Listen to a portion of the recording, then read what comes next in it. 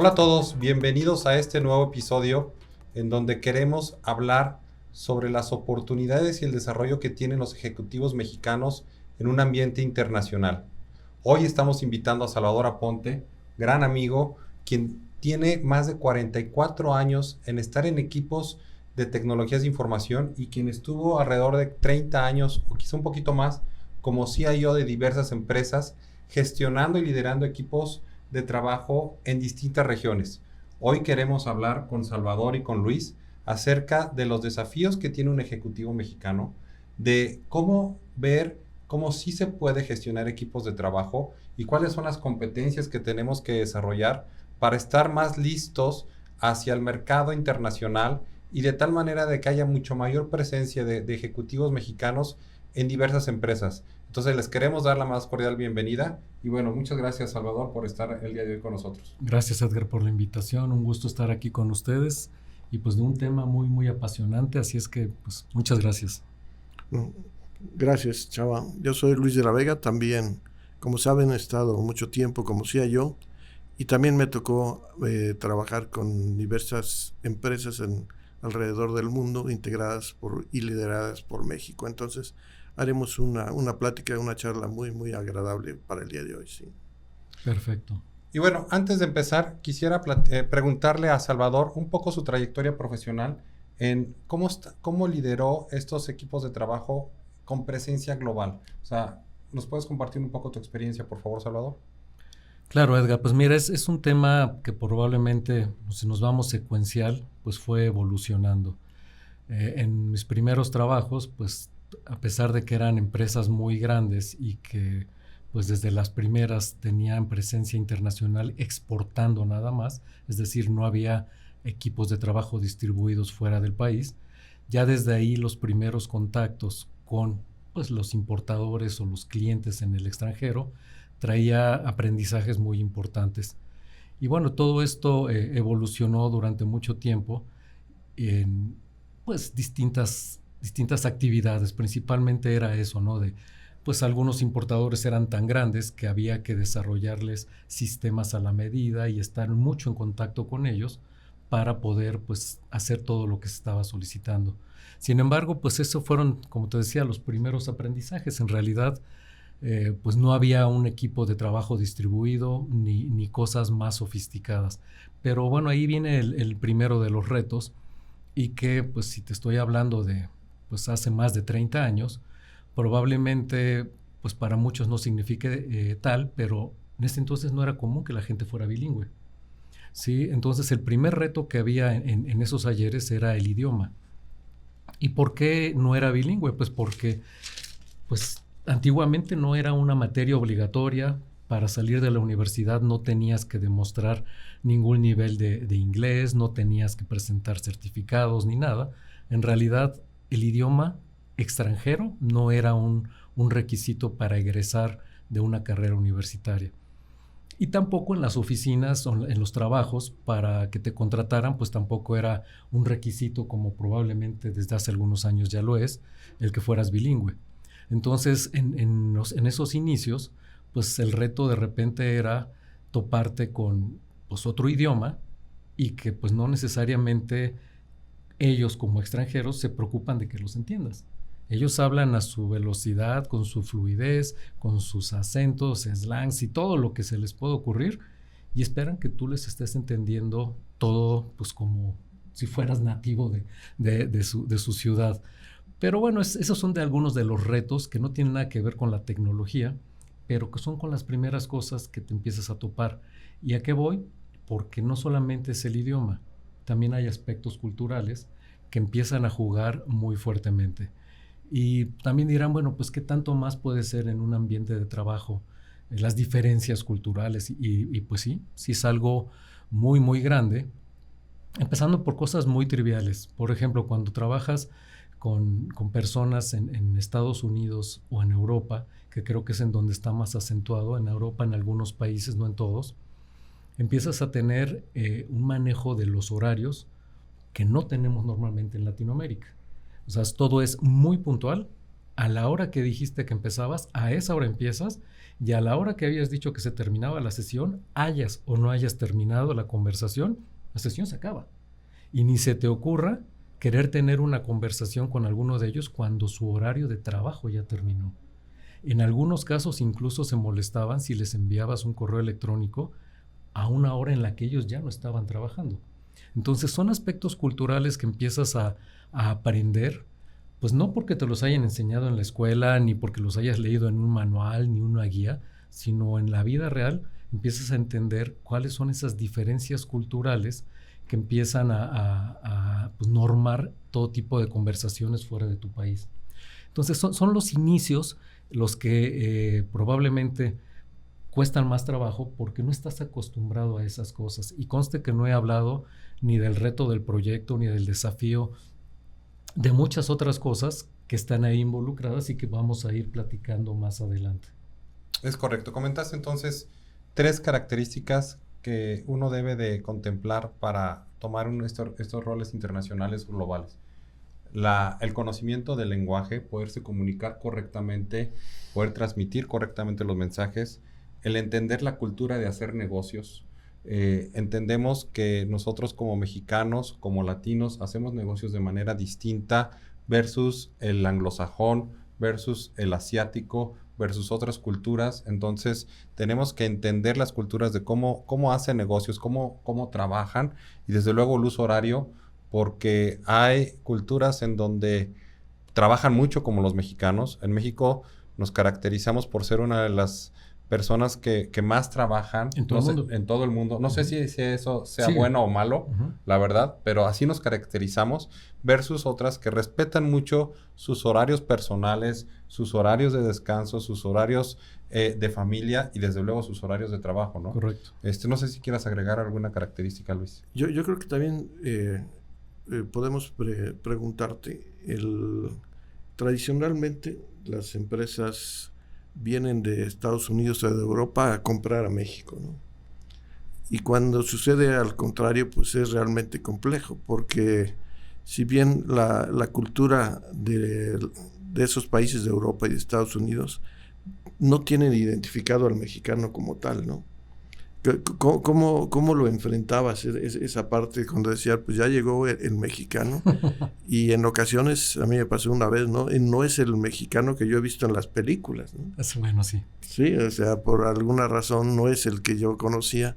Estados Unidos, y cada estado en la Unión Americana pues tenía sus propias reglas, sus propias leyes, sus propios requisitos de exportación y de importación. O sea, había muchas cosas que había que acordar y automatizar, ¿no? Esa fue la primera experiencia y donde aparecieron esos primeros retos y esos primeros aprendizajes. Pero bueno, después de 7 años de Grupo Modelo, me moví a IBM, y en IBM fue la primera vez que estuve en una empresa extranjera. Y ahí cambia un poco el tema cultural y un poco lo que dices, pero bueno, aquí la anécdota es muy interesante. En el inicio de mis primeros meses en IBM, estaba yo como contratista en lo que se hacía, pues algo para que me pudieran contratar, ¿no? Y como contratista sí experimenté un poquito de fricción con los mismos de IBM en otras partes del mundo. ¿Y por qué con otras partes del mundo? Porque el proyecto para el que me invitaron a IBM era un proyecto en el que tuvimos que traer gente de IBM de varias partes del mundo para hacer un proyecto en México. Efectivamente, el proyecto era de un cliente en México, negociado y manejado y ejecutado desde México, pero necesitábamos especialistas dentro de la organización IBM que estaban en cualquier parte del mundo. Entonces, cuando yo empecé a contactar como contratista a esa red de gente de IBM de otras partes del mundo, la verdad es que no me hacían caso. No me respondían, o pues si lograba yo que me respondieran, no me daban lo que les había yo pedido. Entonces sí encontré muchas dificultades, pero era más por la cultura de IBM en esos ayeres, en donde pues eras un externo. Al final eras un externo, ¿no? Cuando yo empecé a platicar todo este tipo de dificultades con mi jefe, pues fue que independientemente de mi condición laboral o en nómina, fue que decidieron darme una cuenta de correo que ya fuera IBM. Con eso ya no tenían forma de saber si yo era o no empleado, ¿no? Claro. Y empezaron a fluir las cosas de una manera muy distinta. Y ahí es un tema no porque fuera yo mexicano o porque fuera de otra nacionalidad, sino porque no era interno, o sea, no era un tema de colaboración interna dentro de la IBM. Y también pues eso fue parte de un aprendizaje, ¿no? Y en ese proyecto me tocó integrar gente tanto de Nueva York como de Argentina, como de Perú. Y la verdad es que fue muy interesante formar por primera vez en mi trayectoria laboral un equipo de trabajo distribuido, pero internacional, lo cual fue una experiencia muy, muy interesante porque además eran puros especialistas. Por eso los había seleccionado para el proyecto, porque eran los expertos en el tornillo, en la tuerca, en la rondana. Algo muy, muy, muy especializado, que también es otra gran diferencia contra la cultura mexicana y tal vez la latina. En la cultura mexicana y sobre todo en nuestras áreas, es muy común que sepamos de muchas cosas. Si no es que de todas un poco, y en algunas nos hemos hecho expertos, pero sí sabemos de muchas cosas. Cuando empecé a darme cuenta al contactar a esta gente especialista en varias partes del mundo, es que conocen el tornillo, pero nunca han visto la rondana ni la tuerca amarrada, ¿no? Ahí era, yo te contrato para esto en específico, tú me lo das y no te vuelvo a ver. Y así con cada uno de los integrantes que incorporé al proyecto. Es otra modalidad, pero también trajo retos como el que comentabas, ¿no? Pero más que nada, no por la nacionalidad, sino por la condición, pues, de colaboración laboral, ¿no? Correcto. Mencionaste algo bien importante que a mí me llama mucho la atención, porque yo veo llegar, y son bienvenidos desde luego, muchos ejecutivos extranjeros acá a México a ocupar roles de liderazgo, y luego digo, oye, ¿por qué en México la gente no está ocupando esos lugares? ¿Por qué tiene que venir alguien de fuera y que ocupe ese lugar? Pero sí lo veo con empresas mexicanas que se están expandiendo y están creciendo hacia el extranjero. Ustedes fueron un caso de éxito bajo ese modelo, ¿no?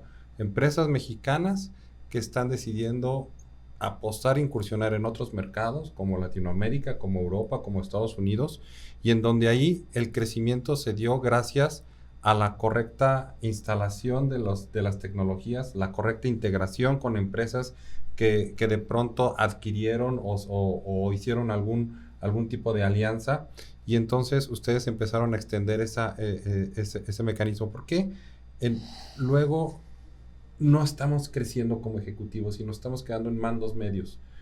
Siendo que hay muchos casos como los de ustedes que sí sobrepasaron y lideraron equipos de trabajo globales. ¿Qué creen que es lo que está sucediendo? Pues mira, yo creo que hay muchos factores y que no tiene que ver con tu nacionalidad.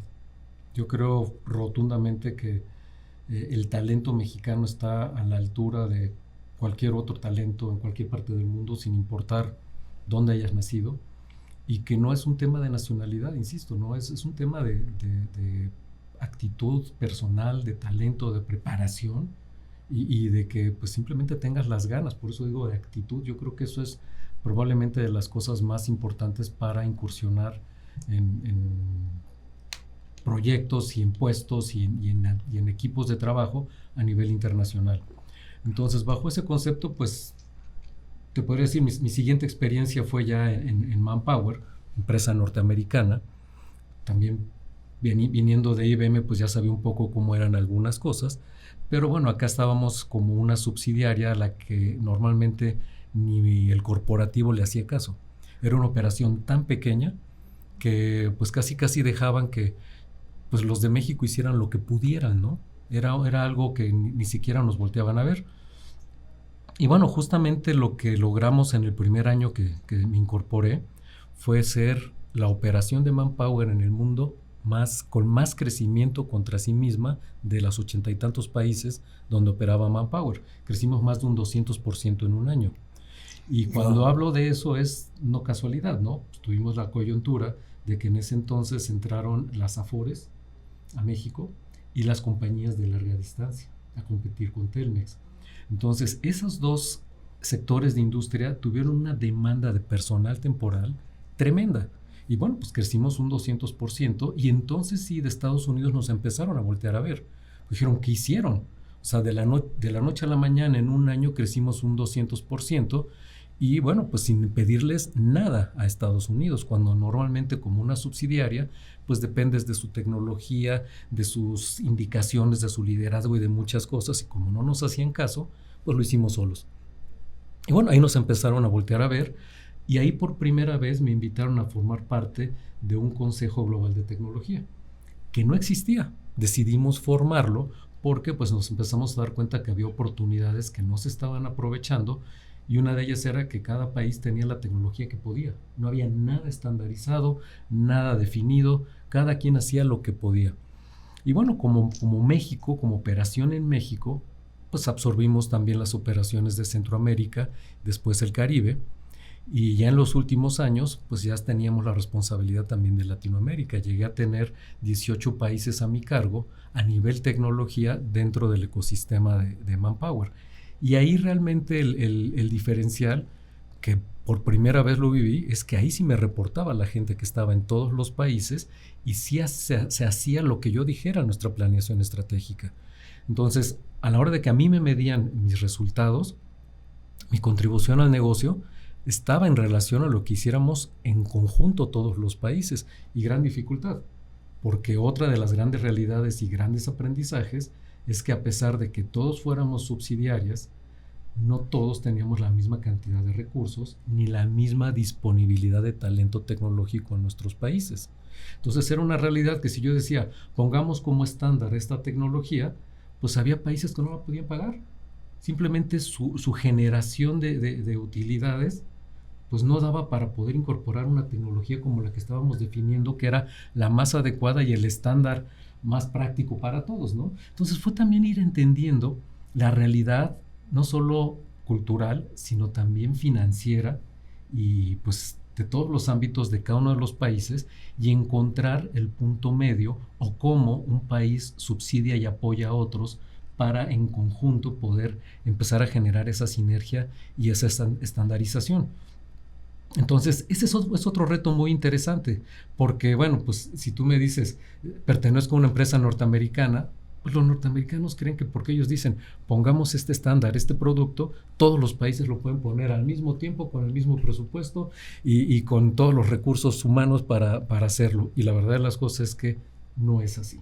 Entonces, tuve que empezar desde ir a reclutar gente. Recuerdo mucho mis viajes a Brasil, iba yo 2 veces al mes a Brasil, porque empecé a conformar todo el equipo desde cero allá y a reclutar gente y a entrevistar. A pesar de que estaba yo en Manpower y que se supone que con el expertise de recursos humanos, pues deberíamos saber hacer todo eso de maravillosa manera, pues cambia también, ¿no? O sea, incluso en la forma en que te sientas o te diriges o volteas a ver o cómo saludas a las personas en los distintos países es diferente y tienes que aprenderla.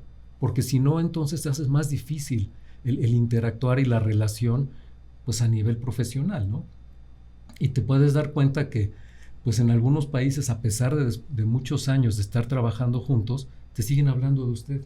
Pero porque es la cultura y porque así es, y jamás van a tutearte porque no es algo que sea parte de su cultura, ¿no? Y bueno, pues es algo con lo que aprendes a vivir, porque además eso no es ninguna limitante para que puedas dar los resultados que necesitas dar. Y no puedes poner explicaciones ni pretextos del tipo cultural para dar resultados. Y más cuando pues en Estados Unidos están pues, exigiendo que se cumplan ciertas cosas, ¿no? Y bueno, ahí estuve pues 16 años aprendiendo y manejando todo este tipo de retos, y creo que fue donde más aprendí algo que recientemente, cuando me certifiqué en el MIT, una de las primeras materias que tuvimos pues hablaba de esto, de la diversidad cultural, no solo en la tecnología, sino en cualquier trato de negocios, cómo van cambiando las cosas. Y acuñamos una palabra muy interesante que en mi vida había escuchado, que se llama etnocentrismo. Y yo sé que no es una palabra común, pero bueno, fue una de las partes centrales de esta materia en el MIT, en donde le invertimos varias horas a entender las diferencias culturales y cómo se hacen negocios y cómo se hacen relaciones fuera de los negocios y fuera del tema laboral con distintos países. Y bueno, digo que lo aprendí o lo escuché como palabra y como materia ya recientemente en el MIT. Sin embargo, en Manpower me tocó un poco de esto, pero donde sí realmente fue lo que decías, fue ya en Alsea, pues por la expansión que empezamos a tener en Alsea. Alsea empezó a crecer muchísimo, después empezó a extenderse fuera de México. Y bueno, pues normalmente la forma de crecimiento de Alsea era comprar alguna operación, alguna franquicia en otro país e incorporarla al ecosistema Alsea. Y esto pues se dice así de rápido, y sí sucedía muy rápido. La verdad es que traíamos una velocidad espeluznante. Entonces, ¿qué nos llevaba a esto? Pues a dejarte de estar buscando todo lo hagamos igual, todos tenemos lo mismo, vamos a estandarizar y vamos a alinearnos. A ver, ¿cómo lo hacemos para en el menor tiempo posible estemos integrados de algún modo aceptable y empecemos a dar resultados sin ninguna afectación a clientes, sin ninguna disrupción en el negocio, en las ventas y empezar a amarrar todo esto?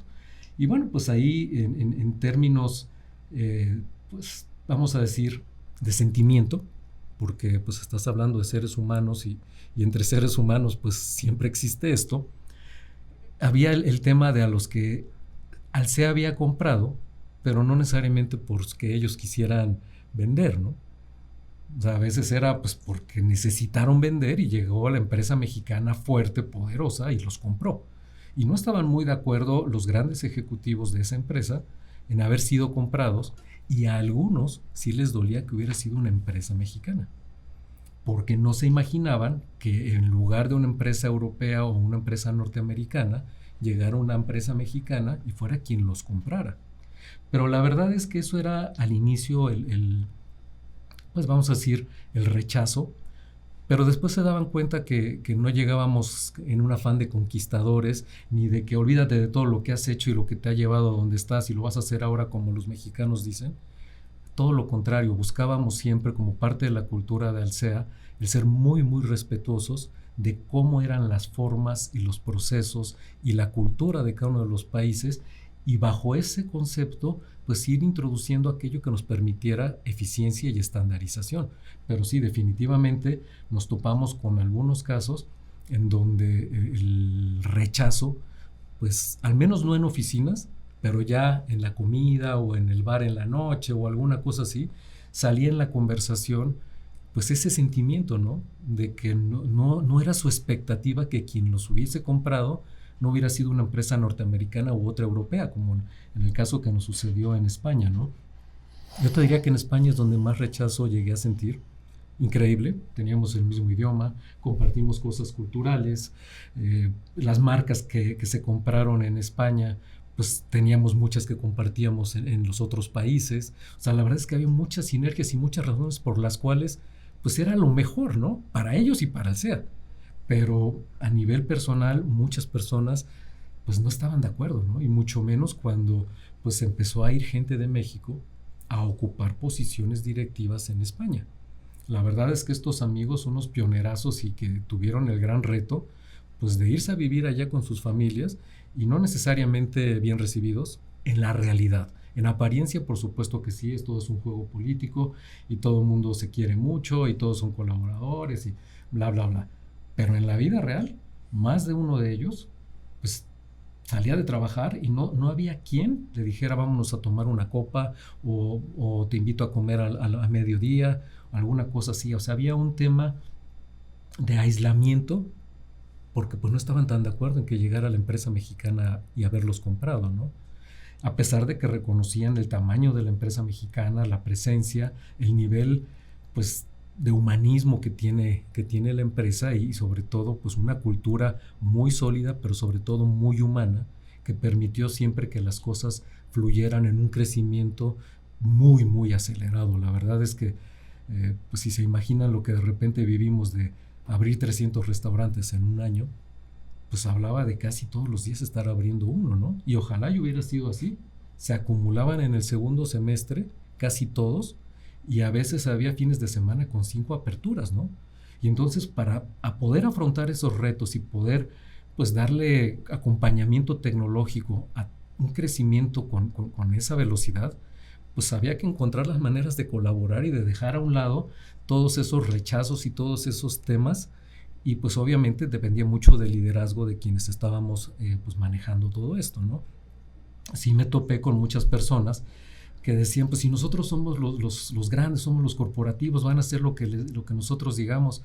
Digo, mira, probablemente así lo pienses tú, y a lo mejor va a suceder que sí se va a hacer lo que como corporación estamos decidiendo, pero no por imposición, no porque seamos los grandes ni los que compramos, sino porque tenemos que enseñarles que eso es lo mejor para todos y que eso es lo que nos conviene y que es lo que vamos juntos a lograr, ¿no?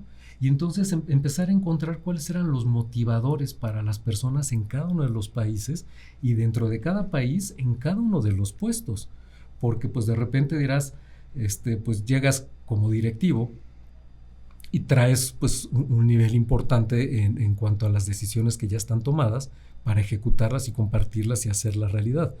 Pero pues no necesariamente hacia abajo en esos países recibieron el mismo nivel de información ni están tan convencidos de para ellos por qué van a sumarse a un proyecto de la empresa mexicana que los compró y que ahora les está viniendo a pedir algo distinto a lo que hacían. Entonces, el manejar la comunicación e identificar los motivadores de cada persona en los distintos niveles y en los distintos roles dentro de los proyectos es un arte que tienes que aprender, porque no puedes jurar que porque se lo dijiste al jefe ya todos los demás lo entendieron y todos los demás se van a alinear de la misma manera. Entonces sí es un arte y depende mucho que no llegues con una actitud hostil.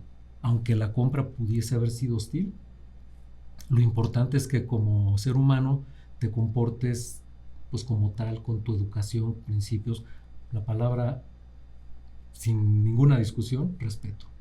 Siempre con mucho respeto de todo, de las diferencias culturales, de las diferencias de idioma, de 1000 cosas que no puedes pasar nunca por alto y que no puedes decir, se va a hacer como yo diga porque yo lo digo, ¿no? O sea, eso es un gran error si alguien trae eso en la cabeza cuando va a manejar un equipo internacional, distribuido en muchos países además. No es así. Tienes que buscar siempre cómo manejar las cosas bajo un marco de respeto y pues obviamente cumpliendo tus objetivos y tus resultados, porque también me podrás decir, maravilloso, qué respetuosos, qué armoniosos, se llevan de maravilla y todo, pero no están cumpliendo los objetivos, ¿no? O sea, eso tampoco se vale, ¿no? Claro. Entonces, es por eso que digo que es un arte, porque pues, sin perder de vista que todos somos seres humanos y que como tal nos merecemos el mismo respeto, pues también tenemos juntos que lograr los objetivos, con ellos o sin ellos o a pesar de ellos. Pero ¿qué objetivos te pedían a ti como encargado de la tecnología? Porque cada lugar al donde llegabas, inclusive dentro del país, de diferentes geografías, diferentes estados, pues tiene una particularidad para hacer para dar el mismo servicio que tú quieres que den. Que cada uno de ellos tiene una regulación distinta. Uh-huh. Cada uno de ellos tiene intereses propios diferentes. Seguro. Entonces, a ti como encargado de la tecnología, ¿qué te pedían? ¿Homologar procesos? ¿Te pedían homologar tecnología? ¿O simplemente les dabas la libertad de que ellos desarrollaran y se operaran como hasta hoy, uh-huh, que eran muy productivos porque eran tan productivos que los compraste? Porque era negocio, o tenías que venir a imponer tecnología, tenías que venir a imponer... Bueno, primero un paréntesis, Luis. Sí. No siempre los comprabas porque eran muy exitosos. Ah, correcto. Sí, a veces era todo lo contrario, estaban pasando por una crisis muy fuerte y bueno, pues agrégale una dimensión más que son las multimarcas y que la mayoría de las marcas que representábamos pues son norteamericanas. Pero no porque sean norteamericanas y sean muchas marcas, se hablan entre ellas. Es más, a veces hasta son competencia entre ellas. Y el único lugar en donde estaban juntas era en Alsea. Entonces, esa dimensión adicional era también que pues llegabas con una marca que en muchos países era la número 1, súper exitosa, pero habías comprado esa misma operación de esa marca en otro país porque no levantaba. Y había el reto de hacer que se subiera el nivel de productividad, de eficiencia y de resultados también en ese país. Correcto. Entonces, ese es el tipo de retos que nosotros con tecnología podíamos ayudar. Y cómo no necesariamente dejando la tecnología que ya tenían, o a veces no tenían la tecnología necesaria para poder cumplir con lo que les estaban exigiendo, que eso también era parte de lo cruel en algunas ocasiones, que llegabas a una operación nueva en un país, de una marca en la que pues, tú tenías ya ciertos estándares, y resulta que ellos no tenían ni siquiera lo mínimo para operar, ¿no? A nivel tecnológico. Entonces, de repente dices, pues, ¿cómo les exigen resultados y estar a este nivel si no les están dando los recursos, las herramientas y el apoyo para lograrlo? Tú llegabas, ¿no?, con un team desde México. Exacto, y no solo desde México. Esa fue otra de las cosas que creo que me funcionaron muy bien. Integrar equipos multinacionales, porque no siempre en México estaba el mejor talento. Eso había también que reconocerlo. Es parte del etnocentrismo, ¿no? No pensar que todo solamente es del grandote, ¿no? Entonces, a veces el talento que yo necesitaba estaba en Colombia. Y entonces integraba gente de Colombia para un proyecto en Argentina. Y a veces al revés. Tenía yo un experto de algo en Argentina o lo tenía disponible para un proyecto en México y lo integraba para un proyecto en México. Y a veces eran proyectos que íbamos a poner en todos los países, pero con especialistas y con participación de gente de todos los países. Y esto fue lo que a mí me permitió durante estos 11 años, el que en mi equipo de trabajo siempre hubo colaboración muy real y muy desinteresada y logramos pues, los objetivos de negocio que nos plantearon, ¿no? Déjate los objetivos tecnológicos porque esos pues, estaban alineados con los objetivos de negocio. Pero en realidad yo creo que uno de los factores clave y de éxito para conseguir lo que nos retaban y lo que necesitábamos hacer era que no necesariamente creíamos que los únicos que sabíamos éramos en México, porque habíamos comprado, ¿no? Entonces, integrar talento y donde lo tuvieras disponible, ponerlo a liderar, era clave para conseguir estos resultados. Nos has dado una clase en 30 minutos de cómo liderar, gestionar equipos de trabajo globales. La verdad es que se pasa el tiempo súper rápido escuchándote, Chava. Yo quisiera concluir, porque ya estamos con el tiempo encima, de cuál sería tu recomendación pensando en dos audiencias. Pensando en aquellos ejecutivos que hoy en día tienen una posición como la que ustedes tuvieron, pensando que el mundo día a día está mucho más globalizado y que las personas con talentos se están contratando en diversos países, con diversas empresas, maximizando su conocimiento y su experiencia. Y también esa recomendación que tú nos podrías dar para aquellas personas que están iniciando o teniendo su carrera y están en mandos medios y quisieran crecer y tener esos roles de liderazgo como los que ustedes tuvieron, ¿no? Si nos regalan ese padre. Mira, a lo mejor para simplificarlo y sin meternos en muchos detalles, sobre todo por el tiempo, yo creo que hay tres cosas que no debemos perder de vista, yo creo que nunca. La primera, el que seamos mexicanos nos hace menos que nadie.